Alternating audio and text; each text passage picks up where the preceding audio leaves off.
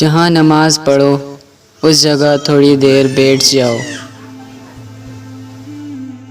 تاکہ بدن کے تمام حصوں میں سکون پیدا ہو جائے۔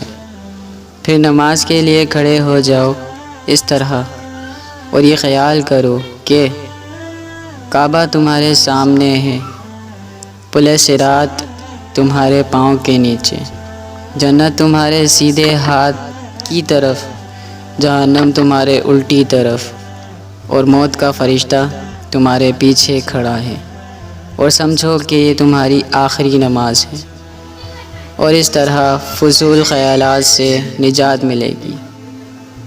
اللہ نیکی کی بات پھیلانے والے کو جزائے خیر عطا فرمائے، آمین یا رب العالمین۔